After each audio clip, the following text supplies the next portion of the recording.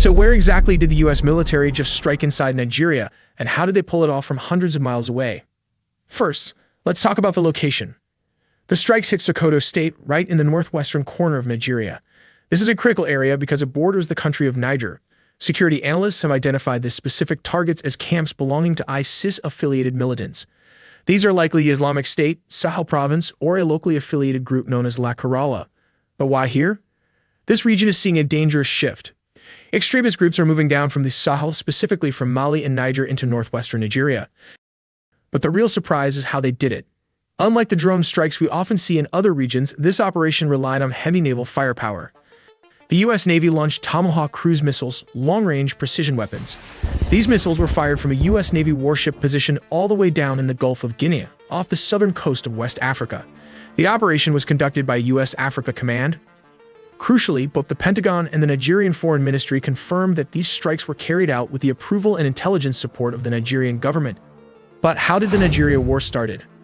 To understand this, we have to look at how this country is divided into Muslim and Christian. The northern part of Nigeria is predominantly Muslim, with approximately 50 to 55% of the population adhering mostly to Sunni Islam, while the southern and southeastern regions are majority Christian, comprising about 45% to 35% of the population.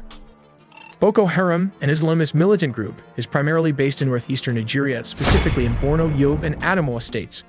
This group adhered to ISIS strategy and will eliminate everyone, whether Muslims or Christian, that does not follow their rule of law. Sadly, most of the victims are their fellow Muslims brothers too. Let's look at their bases. Boko Haram's strongholds are mainly found in northeastern Nigeria and the surrounding Lake Chad region, which stretches across the borders of Nigeria, Niger, Chad, and Cameroon. Among the most significant strongholds is the Sambisa Forest in Nigeria. This vast remote forest has historically served as Boko Haram's primary headquarters and training ground, providing a concealed base for planning attacks and sheltering fighters. Another critical area is the Lake Chad Islands. These swampy, difficult-to-access islands offer natural cover, making them ideal hideouts for militants. They function as logistics hubs and supply depots, allowing Boko Haram to move men and material across borders with relative ease. Further, the rugged terrain of the Goza Hills along the Nigeria-Cameroon border acts as a strategic fallback zone. Here, Boko Haram maintains camps and lookout posts, using the landscape to evade military operations. Finally, around the town of Bama in Borno State, Boko Haram has established logistical and command centers. This area plays an essential role in coordinating their operations and sustaining the insurgency in the region. But why is the Nigerian government unsuccessful in defeating Boko Haram? They face various problems, from lower budgets, manpower, to geography. The group operates in remote, difficult terrains like forests and swampy Lake Chad Islands, which are hard for the military to access. Nigeria's armed forces often struggle with outdated equipment, poor training, and logistical issues, limiting their effectiveness. Intelligence gathering is difficult because Boko Haram uses guerrilla tactics and small-scale attacks to avoid detection. Additionally, poverty, unemployment, and weak governance in the northeast allow Boko Haram to recruit easily, with some communities mistrusting government forces due to corruption and previous abuses. The group's cross-border operations require regional cooperation, which is often slow and complicated by sovereignty concerns. Human rights concerns and security force abuses have also eroded public trust, making it harder for the government to gain community support. Let's take a closer look at how the U.S. would go about targeting Boko Haram. First, they'd establish naval and air dominance. A naval task force made up of aircraft carriers, destroyers, and amphibious ships would position itself in the Gulf of Guinea. From there, they provide air cover, launch precision strikes, and be ready to quickly deploy troops wherever they're needed. Next comes intelligence gathering. Using satellites, drones like the MQ-9 Reaper, and signal interception, the U.S. would keep constant watch on Boko Haram's movements, strongholds, and communication, giving commanders real-time awareness of the battlefield. They'd also work closely with Nigeria and neighboring countries to coordinate security along borders, share intelligence, and conduct joint operations that make it harder for Boko Haram fighters to slip across borders. The weaponry? Cruise missiles like Tomahawks would launch from naval destroyers and submarines to take out key Boko Haram bases and supply depots. At the same time, stealth fighters like the F-35 would carry out airstrikes on command centers, minimizing collateral damage. Special forces would roll out in coordination with Nigerian and regional troops to conduct precision raids, capture or eliminate Boko Haram's leadership, and help train local forces to better fight the insurgency. Finally, disrupting Boko Haram's logistics, especially in challenging terrains like the Lake Chad Islands and Sambisa Forest, would be vital. Cutting off their supply lines and making movement difficult would severely weaken the group. Together, this multi-layered approach combines America's advanced military capabilities with regional partnerships to systematically break down Boko Haram's strength, reduce their recruitment, and help restore stability in the region. For the U.S. to completely dismantle Boko Haram, they would need Marines and boots on the ground. The strategy involves deploying a ship capable of carrying Marines, tanks, and armored vehicles close to the shore using these hovercraft. These hovercraft traverse water, beaches, and difficult terrain, delivering troops where traditional landing craft or aircraft can't go. Marines then secure beachheads and push inland to clear urban areas and complex battlefields, missions impossible without boots on the ground. The strength of amphibious forces lies in their seamless integration of ground troops, tanks, helicopters, and F-35 fighters, working together to suppress enemy resistance and maintain momentum.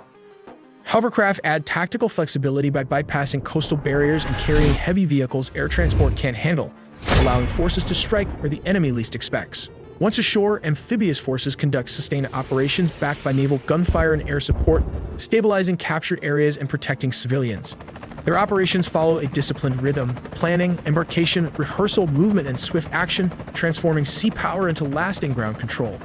While aircraft carriers dominate the skies, amphibious warships bridge the gap from sea to land, turning devastating airstrikes into actual control and enduring influence. Only with this combined capability can true victory and peace be achieved. But the brute force multiplier of these hovercraft, let's take a look at how they change the tide of the battlefield.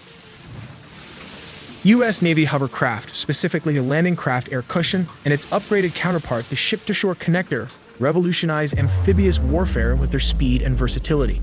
These hovercraft can travel at speeds over 40 knots, about 46 miles per hour, far quicker than traditional landing craft, drastically reducing transit time from warship to shore.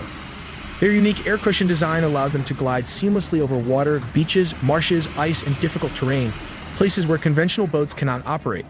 This ability opens access to roughly 70 to 80% of the world's shorelines, vastly expanding potential landing zones beyond the limited 17% reachable by older landing craft. Hovercraft can carry 60 to 75-ton payload, enough for one M1 Abrams tank or multiple armored vehicles and several dozen troops, making them invaluable for rapid deployment of heavy forces ashore. Their capability to bypass natural obstacles like reefs, mines, and mudflats ensures that forces land where enemy defenses are weakest or least expected, enhancing tactical surprise.